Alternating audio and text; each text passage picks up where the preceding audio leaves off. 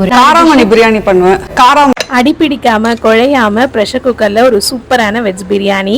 நம்ம வெஜிடேரியன்ஸ்க்கு protein and fibre ரிச்சான food வேணும்னா கண்டிப்பா எடுத்துக்கலாம். குழந்தைங்களுடைய இம்யூன் சிஸ்டம் அண்ட் மெயினா அயன் கண்டென்ட்லாம் கம்மியா இருக்குன்னா இதை எடுத்துக்கோங்க. காராமணியை முளைக்கட்டி எடுத்து வச்சிருக்கேன். அண்ட் 1.5 கப் பாஸ்மதி அரிசியை 30 நிமிஷம் ஊற வச்சிடலாம். அடுத்து பிரியாணி மசாலா பண்றதுக்கு பட்டை, கிராம்பு, ஏலக்காய், மிளகு, சோம்பு, அன்னாசிப்பூ அண்ட் ஜாதிபத்திரி இது எல்லாத்தையும் நல்லா ட்ரை ரோஸ்ட் பண்ணிட்டு அரைச்சு எடுத்துக்கலாம். இப்போ ஒரு ப்ரெஷர் குக்கர்ல எண்ணெய், நெய் சேர்த்துக்கோங்க. இதோட பிரியாணி இலை, ஏலக்காய், பட்டை அண்ட் வெங்காயம் 2 சேர்த்திருக்கேன். கூடவே உப்பு, இஞ்சி பூண்டு விழுது அண்ட் 2 பச்சை மிளகாயை மிக்சியில் சேர்த்து அரைச்சிட்டு ஆட் பண்ணிக்கோங்க.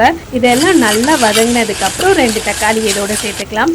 வெங்காயம், தக்காளி நல்லா ஒன்று சேர வதங்கி வரணும். அதுக்கப்புறம் புதினா, கொத்தமல்லி, குழம்பு மிளகாத்தூள் 1 டேபிள் ஸ்பூன் அண்ட் நம்ம வறுத்து அரைச்சி வச்சோன்னா பிரியாணி மசாலா அதை சேர்த்ததுக்கப்புறம் எண்ணெய் இந்த மாதிரி நல்லா பிரிஞ்சு வரணும். அதுக்கப்புறமேட்டு தான் நம்ம முளைக்கட்டி வச்சிருக்க காராமணியை சேர்க்கணும். ஒருவேளை நீங்கள் காராமணியை நைட்டு ஊற வச்சு அடுத்த நாள் செய்கிறீங்க அப்படின்னா அது கொஞ்சம் ஹார்டாக இருக்கும். ஸோ ப்ரெஷர் குக் 2 விசில் பண்ணிவிட்டு அதுக்கப்புறம் சேர்த்துக்கோங்க. இந்த மாதிரி முளைக்கட்டினது கொஞ்சம் சாஃப்டாக இருக்கும். ஸோ டைரெக்டாக அரிசியோட சேர்த்துடலாம். ஊற வச்ச அரிசி 2.5 கப் தண்ணி விட்டு கரெக்டாக ஒரு விசில் விட்டிங்கன்னா அடிப்பிடிக்காமல் குழையாமல் உதிராக சூப்பரான காராமணி பிரியாணி.